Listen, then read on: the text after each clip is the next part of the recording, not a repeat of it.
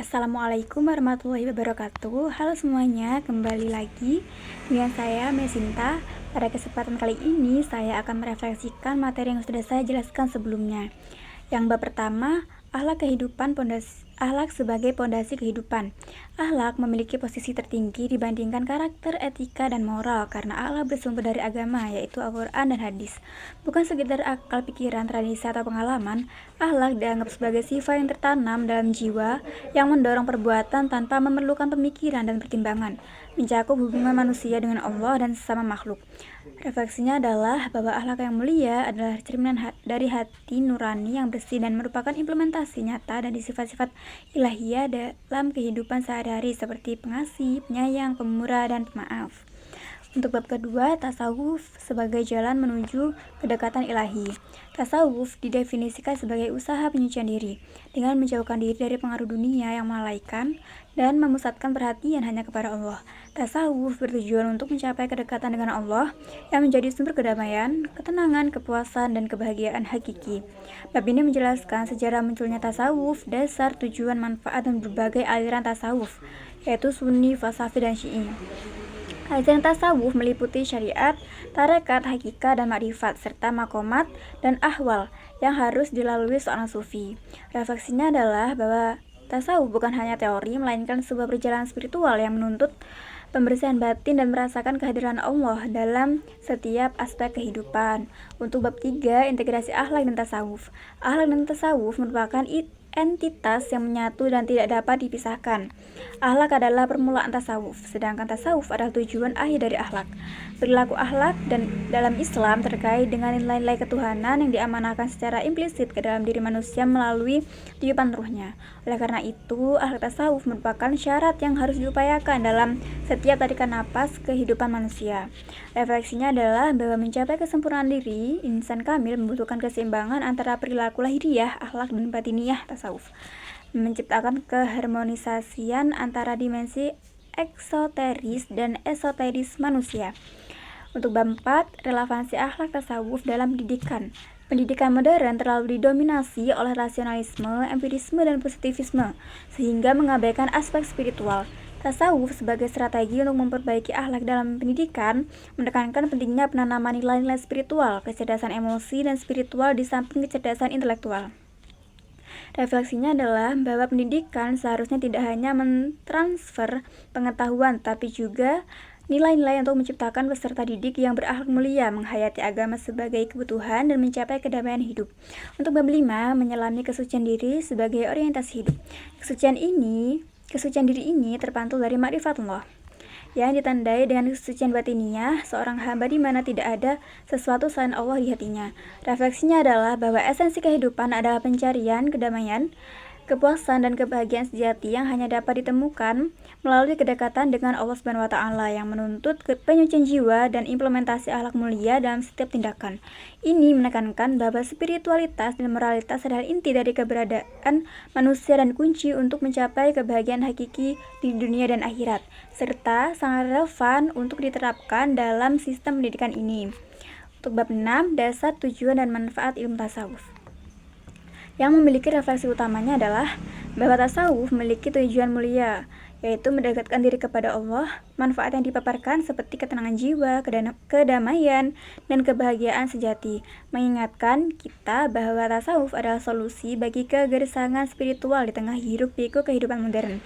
Ini bukan pelarian dari dunia, melainkan cara untuk menjalani dunia dengan hati yang berhubung kepada Sang Pencipta, sehingga setiap tindakan menjadi bernilai ibadah dan berubah ketentraman. Untuk refleksi bab 7, yaitu mazhab tasawuf. Pembahasan tentang berbagai aliran tasawuf seperti Sunni, Falsafi, dan Syi'i, yang memperlihatkan kekayaan dan keberagaman pemikiran dalam tradisi tasawuf Islam.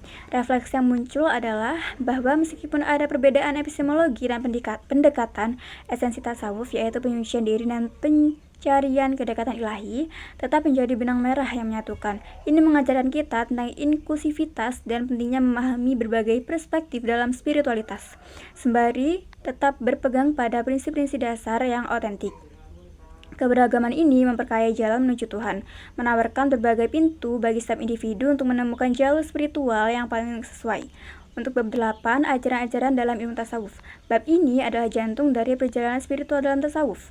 Konsep syariah, tarekat, hakikat, dan marifat mengajarkan kita bahwa spiritualitas bukan hanya tentang ritual formal, tetapi sebuah progres yang sistematis dari ketaatan lahiriah menuju pemahaman dan pengalaman batiniah yang mendalam tentang realitas ilahi, makomat atau tingkatan, dan ahwal atau keadaan. Mencerminkan dinamika batin seorang salik, menunjukkan bahwa perjalanan ini menuntut usaha keras dan kesabaran, namun juga anugerah dari Tuhan. Puncak dari ajaran ini, insan kamil dan waliullah merefleksikan potensi tertinggi manusia untuk mencapai kesempurnaan akhlak dan marifat, menjadi cerminan sifat-sifat Tuhan di bumi. Ini adalah panggilan untuk terus berproses menjadi pribadi yang lebih baik, tidak pernah berhenti belajar dan menyucikan hati.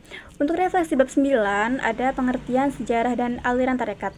Tarekat sebagai organisasi atau jalan praktis dalam tasawuf merefleksikan pentingnya bimbingan dan komunitas dalam menempuh perjalanan spiritual. Sejarah perkembangannya menunjukkan adaptasi tasawuf dalam berbagai konteks sosial dan budaya. Keberadaan berbagai macam tarekat menunjukkan bahwa spiritualitas bisa dihidupi dalam beragam bentuk, namun tetap sama tujuan yang sama.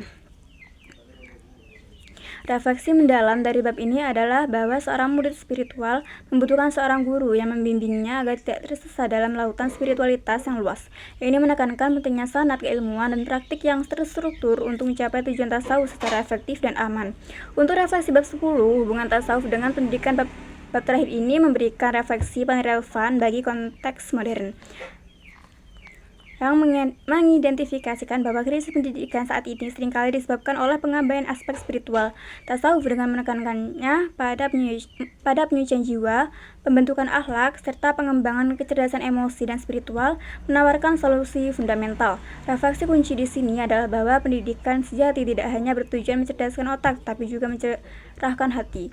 Aplikasi tasawuf dalam interaksi guru-murid dan bahkan dalam teknologi pendidikan menunjukkan bahwa nilai-nilai spiritual dapat diintegrasikan dalam setiap lini pendidikan, menciptakan generasi yang tidak hanya cerdas dalam intelektual, tetapi juga luhur budi pekerti dan berketuhanan. Ini adalah panggilan untuk merevitalisasi pendidikan agar kembali pada fitrahnya sebagai sarana pembentuk manusia seutuhnya, bukan sekedar mesin pencari nilai. Untuk bab terakhir, yaitu bab 11, Neo-Sufisme merefleksikan evolusi penting dalam spiritual Islam, bergerak dari asketisme murni menuju integrasi yang kuat dengan syariat dan orientasi sosial. Gerakan ini muncul sebagai respons terhadap kebutuhan untuk membersihkan tasawuf dari anggapan bid'ah dan membuktikan bahwa spiritualitas tidak berarti menarik diri dari dunia, melainkan justru memotivasi peran aktif dalam kehidupan. Secara historis, tokoh-tokoh seperti Ibn Taimiyah dan ulama Haramain termasuk yang terhubung ke Nusantara membentuk fondasi Neo-Sufisme yang menekankan perjuangan dan relevansi spiritual dalam menghadapi tantangan zaman. Di Indonesia, Neo-Sufisme termanifestasi dalam organisasi seperti NU dan Muhammadiyah yang berupaya menyelaraskan spiritualitas dengan modernitas tanpa melahirkan konsep tasawuf tanpa tarekat. Sebagai respons terhadap masyarakat urban yang dinamis, Neo-Sufisme menunjukkan bahwa spiritualitas dan rasionalitas dapat berjalan beriringan, mendukung peningkatan sumber daya manusia dan mempromosikan moderasi beragama.